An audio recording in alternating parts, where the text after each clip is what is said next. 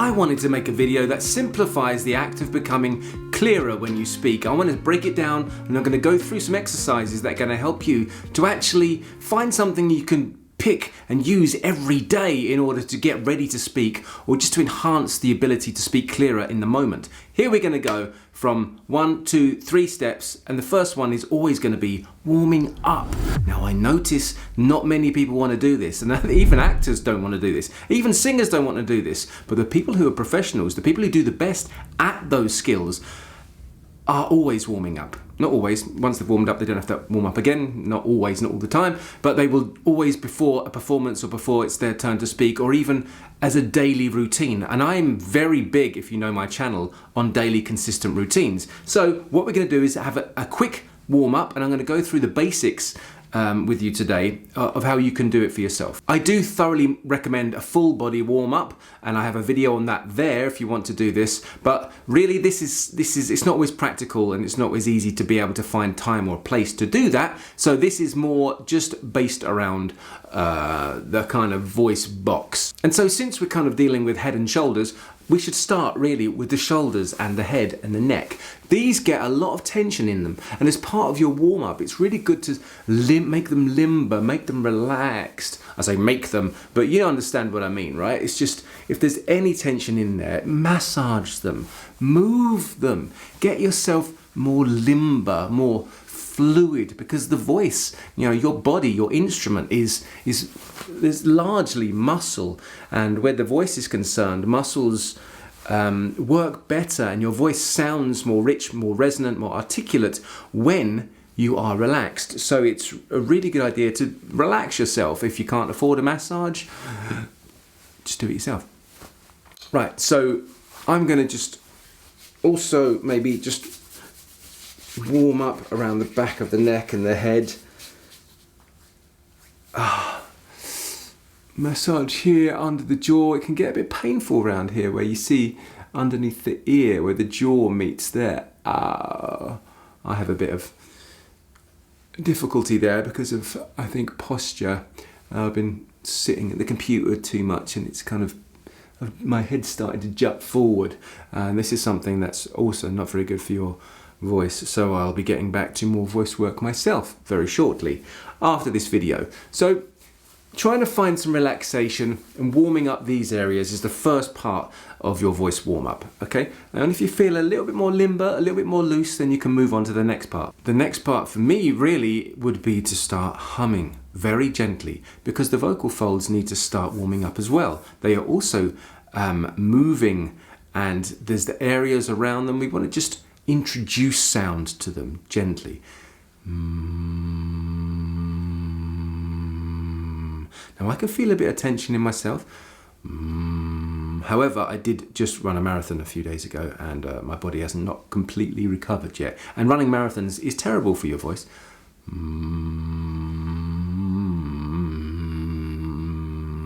As you're doing this, you can, not putting too much effort in, but you can start to move your lips.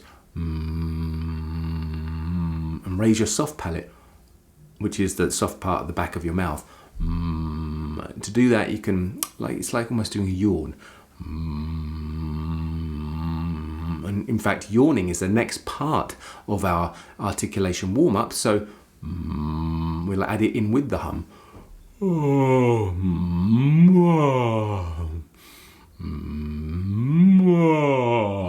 We're finding I'm using a low note just because it's relaxed. It's it's kind of my go-to. For me, it's like if I just make sound, that's the sound that comes out with no effort. It's almost like a sigh. It's just for a warm-up, remember. This is not like a really hard exercise. So get the yawning going, get the humming going, and then open up the mouth.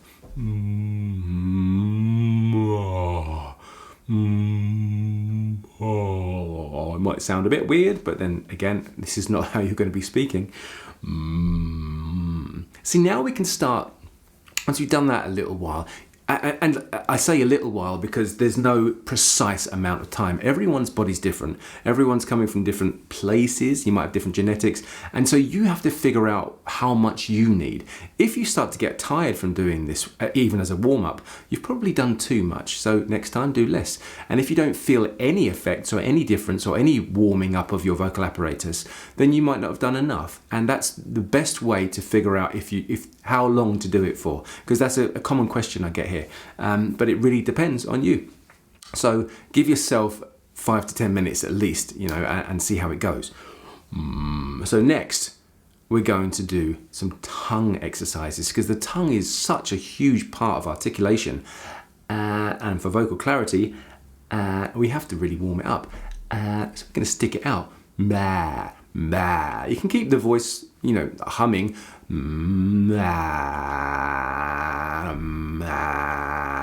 And you even add the yawn back in as well, so you're doing everything at once. You can even move up and down the scale, start giving your vocal folds a little bit more work to do. And notice again, still I'm not being too loud, I'm still being quite quiet. And my tongue's just going down, but now I can put it up too.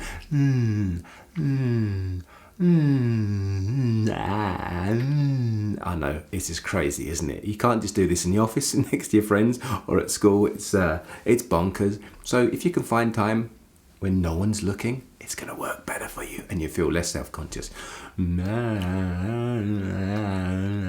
Let's twist the tongue around and then back the other way. And be careful not to jut your head forward. I just realised I was doing it.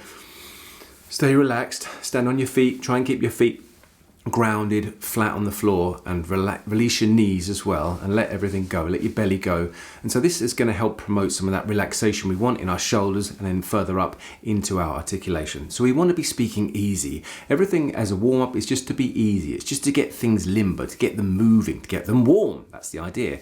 Okay, so our warm-up always covers the first key to a vocal clarity, and the second key to that is to then work further on that articulation and getting those articulators kind of not just warm, because we've warmed them slightly, but to be more articulate. So in order to give them a bit more of a test. So what we're going to do for that is now to start with the tongue, because we already started there, and we're going to do some tongue trills, okay? So the word drill, drill, drill.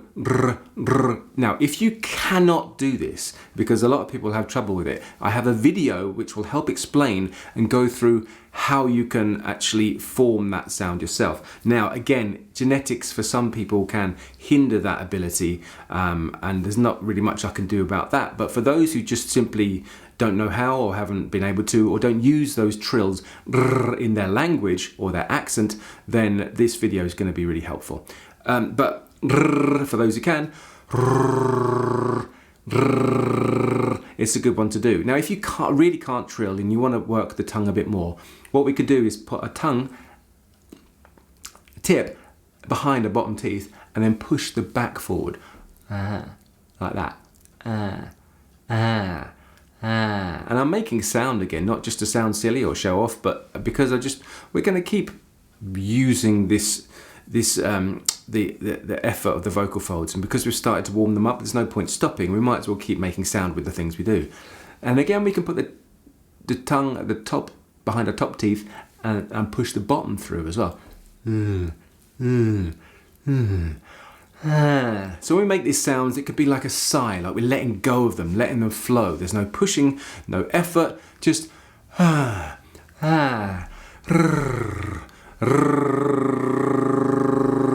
so the energy is relaxed. It's just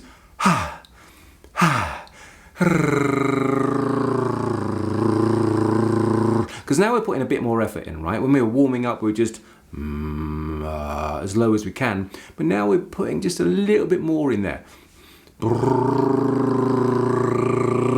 Okay, so that's the tongue taken care of. Now we're going to go on to lip trills, because the lips are another articulator, and it's really good. I can actually feel like I'm much more articulate already, because when I started this video I was blah, blah, blah, blah, blah, and now I'm crisper. That's good. Hopefully you've been doing it along with me and you will sound and notice the difference yourself. So lip trills. Now I'm also putting a bit more into the voice too.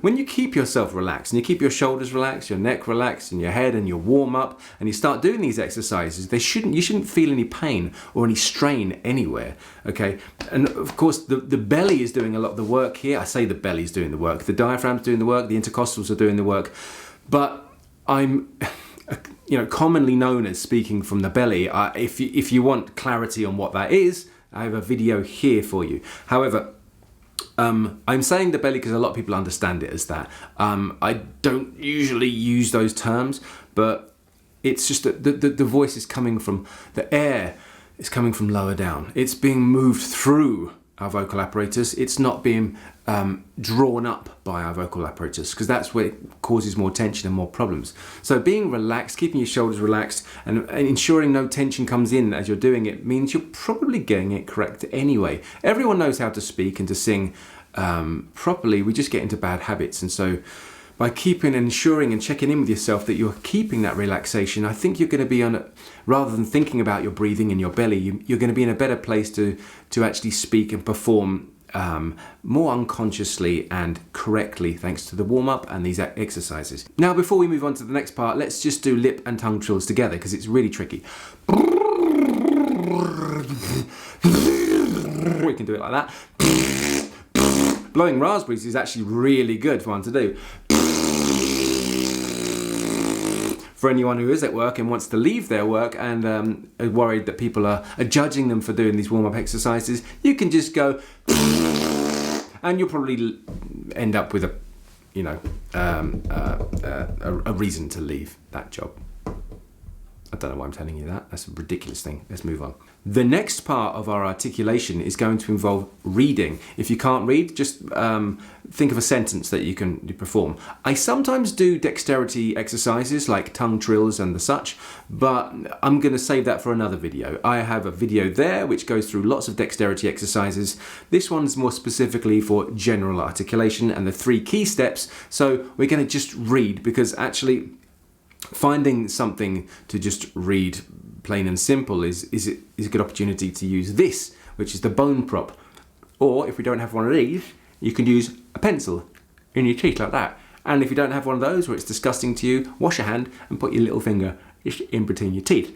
And actually, by putting your finger there, you can feel if you're biting down too hard, because it'll hurt. And if it hurts, you're biting down too hard, therefore you're probably putting too much pressure, and you don't want to do that. So just nice and gently, just to keep your mouth open the right amount, so then the work on articulations happen more on the inside, and you have to work those muscles inside harder. So therefore, when you stop and you take it away, those things have just been exercised, and this is really good for vocal clarity. So get a book, get something to read from. I'm going to take this, I'm going to put my bone prop in, and I am going to go for any page. Just pick a book, any book. I've just found it there. Let's have a look. Minä tykkään tosi monesta. It's Finnish. I need another book. Hold on. The Performer's Voice by Maribeth Bunch Dame. Realizing Your Vocal Potential. This is a very good book, by the way, if anyone's interested in learning more about these things and spending some time in improving their voice. Let's have a look. What have we got? Any page. Let's go. Playing with words. Here we go. The sounds that give the voice resonance and carrying power are vowels. Consonants supply definition to the words and character to the vowels. The vowels are often cheated in text work and in singing because they are not given the full time they merit. They get mixed up with the consonants by being chewed or distorted by excessive tongue and jaw movement. Ooh! See, this is all very relevant to us today. Now, after reading that, I used this bone prop, or my finger, or my pencil, to just make the articulators work harder inside. And I think at this point in the video, I'm probably speaking as clear as I have throughout the whole thing. Let's read that sentence again now without the bone prop.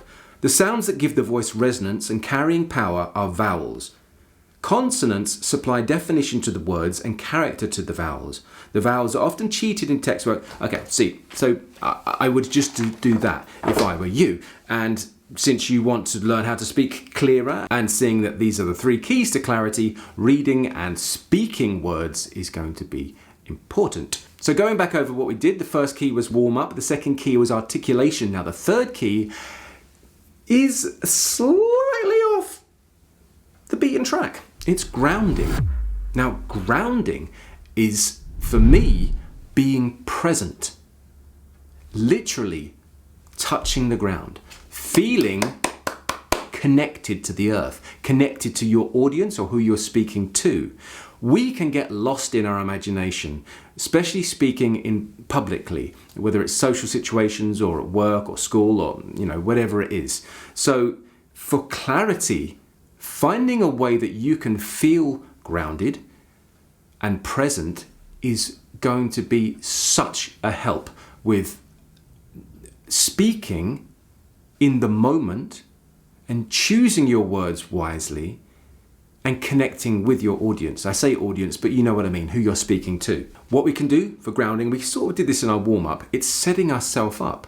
It's not being on our toes, it's putting our feet grounded on the floor like this, and then moving ourselves so we're balanced over our feet. So we're not sitting on our heels and we're not leaning forward too much or to the side or just, putting one leg under the other. We are balanced. We are a lot more neutral, and we relax the knees. We unlock the knees. And then we want to try and check in with our hips as well. Are they sort of tucked under? Now, we've already done the relaxation in the shoulders, the neck, and we've done the warm-up. But grounding, for me personally, is all about the breath. Have you ever noticed what happens to people when they finish running and they're trying to catch their breath? They tend to lean forward. If you lean forward and just lean onto your thighs, you can't see me doing that here. Let's step back. Let's have a look. Like this.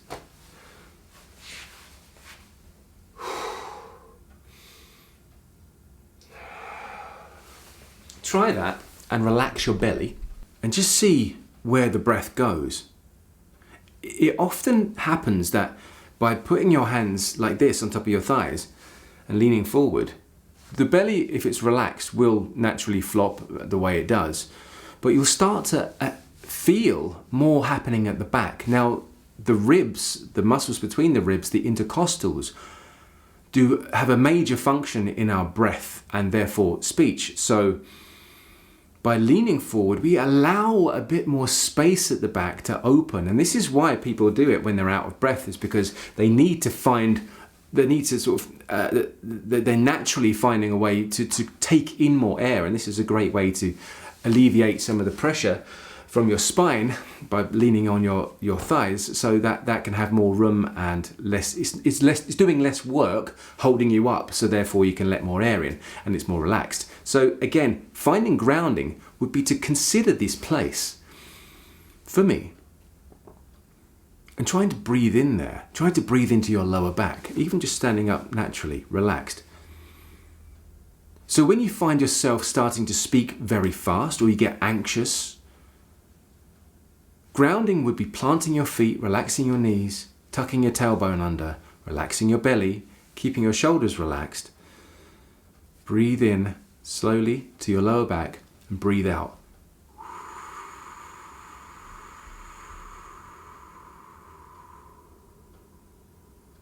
For as long as you can.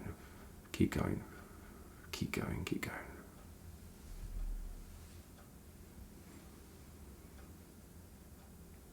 And then when you're speaking, take the time to top up in between. I know my videos are recorded fast and I speak fast, and sometimes I take in air like a singer, which I am, which is not necessarily great because it feeds more anxiety.